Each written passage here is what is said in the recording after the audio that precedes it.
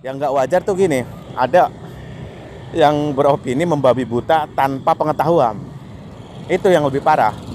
Udah nggak rajin baca, asal kalau orang apa ya, orang sini namanya asal jeplak gitu.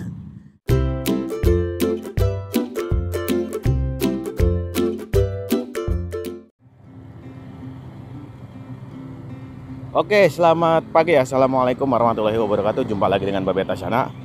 Salam olahraga ya teman-teman. Salam jalan kaki. Ya, Babe di lapangan di Jalan Oscar lagi ya teman-teman.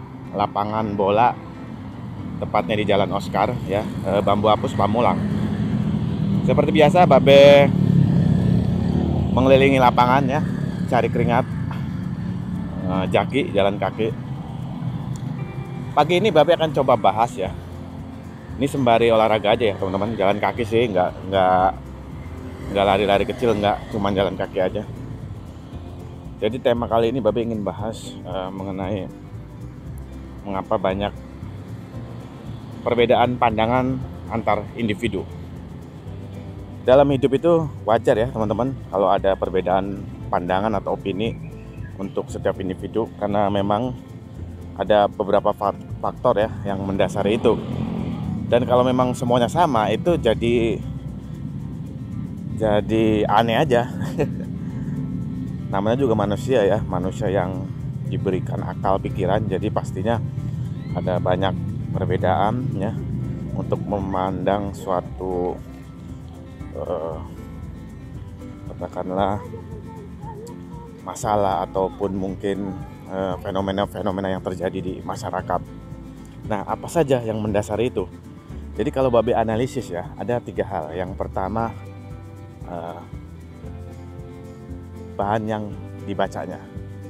Jadi teman-teman, kalau orang yang rajin membaca ya, entah buku, majalah, koran, atau media daring dan lain sebagainya, tapi tentu saja membaca dalam hal ini harus membaca kritis ya teman-teman. Bukan dalam arti polos gitu, membaca sekedar membaca, bukan. Tetapi membaca kritis yang benar-benar difilter apakah ini hoax atau bukan ya.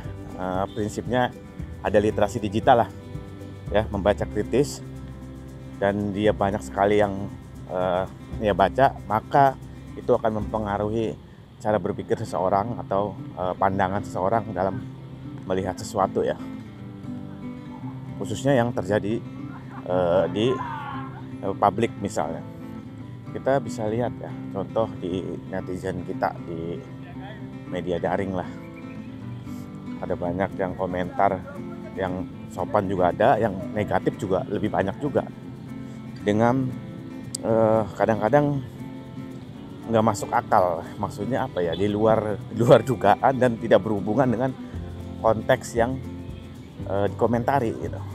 Itu makanya terjadilah banyak pandangan ya, perspektif lah istilahnya seperti itu.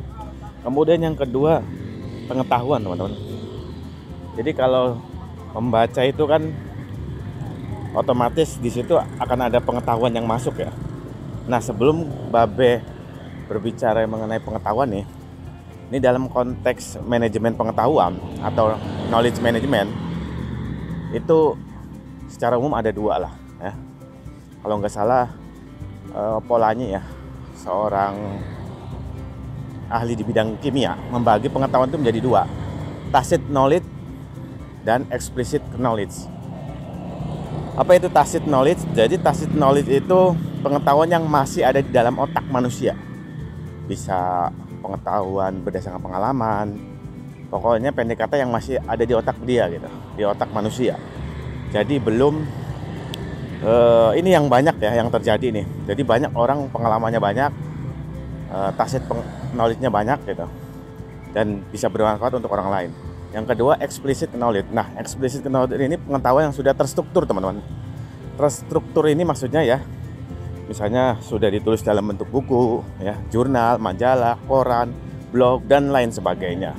Nah, kalau yang ini lebih banyak dan lebih mudah diperoleh. Kadang-kadang ada orang ya, nah dia pengetahuannya banyak ya, tapi nggak tahu cara untuk mengeluarkan pengetahuan itu atau untuk berbagi kepada yang lain. Jadi disimpan aja dalam otaknya sampai misalnya katakanlah sampai kematian datang. Itu sangat mubazir ya. Nah, mengenai ini yang tadi Babe sambung ya, pengetahuan. Jadi bagi orang yang mempunyai banyak pengetahuan, tentu dia akan banyak pandangan yang bersifat holistik. Jadi memandang sesuatu itu tidak pakai kacamata kuda, tidak satu arah tapi berbagai arah. Oleh karenanya orang yang banyak pengetahuan, dia akan bijak dalam menanggapi sesuatu hal ya, apalagi di combine dengan tacit knowledge-nya gitu. Apalagi dia suka nulis, explicit knowledge-nya udah banyak ya yang dipublikasikan. Mestinya idealnya itu lebih bagus ya, mestinya loh ya. Walaupun banyak juga sih dia pengetahuannya luas, tapi kadang ya gitu lah, apalagi di media daring ya. Kadang-kadang ya gimana ya, kalau kayak gitu tuh agak susah ya kalau udah sifatnya di digital itu. Nah, kemudian Babe lanjut ya. Selain dari bahan bacaan yang dibacanya, kemudian pengetahuan, dan juga yang ketiga pengalaman teman-teman, pengalaman hidupnya. Nah, pengalaman hidup ini tadi yang Babe hubungkan dengan tacit knowledge tadi ya, pengetahuan tacit ya, itu sangat berhubungan. Nah, pengalaman hidup seseorang yang lebih banyak ya, lebih bervariatif, mungkin dia akan banyak cara pandang lebih holistik ya. Misalnya dia merantau kemana, terus di situ mendapatkan pengetahuan terkait budaya di sekitarnya ya, cara hidup, terus karakteristik seseorang yang tinggal di situ. Dia akan lain dengan orang yang misalnya katakanlah hanya diam diri ya. Apalagi si pengalaman hidupnya ini dikombinasikan dengan bahan bacaannya, wah lebih hebat lagi. Itulah yang membuat banyak pandangan ya yang berbeda setiap manusia ya. Sebenarnya gini, pandangan yang berbeda itu adalah wajar teman-teman. Yang nggak wajar tuh gini, ada yang beropini membabi buta tanpa pengetahuan. Itu yang lebih parah. Udah nggak rajin baca, asal kalau orang orang sini namanya asal jeplak gitu, asal komen lah, atau asal mengomentari sesuatu tanpa dasar. Nah, itu yang parah, berbahaya. Mending kalau nggak tahu mending diam, kalau menurut Babe sih gitu. Nah, ada lagi satu lagi ya teman-teman. Kalau tadi kan 3 hal ya yang mendasari perbedaan pandangan, bahan bacaan, pengetahuan, dan juga pengalaman. Nah, ada yang lebih parah lagi. Maksudnya bukan parah, yang berpengaruh, yaitu agama. Nah, agama sendiri ya, ini balik lagi, kalau kita beragama tanpa ilmu itu berbahaya ya. Jadi tetap ini agama juga mempengaruhi cara pandang seseorang, tapi tentu saja idealnya harus berilmu. Ibaratnya gini, berilmu tanpa amal ya sia-sia, begitu juga sebaliknya, beramal tanpa ilmu juga sia-sia. Jadi itu sangat terkait, berilmu, beramal ya, beramal dengan ilmu, dua-duanya sangat terkait. Nah, agama di sini adalah paling dasar ya, yang harus dimiliki seseorang ya, dan ini penting sekali sebagai dasar pemikiran ya. Agama itu penting, apapun itu. Kalau Babe sendiri misalnya sebagai muslim ya, tentu saja berdasarkan Al-Quran dan hadis ya, mengikuti Nabi Muhammad SAW. Kira-kira seperti itu ya teman-teman. Oke, ini Babe udah lumayan berkeliling. Ini juga ada anak sekolah lagi olahraga. Tadi udah berapa ya, lumayan lah ya. Ini juga matahari lagi cerah. Jadi Babe sebagai kesimpulan akhir, 3 hal ya yang membuat kenapa berbeda pandangan.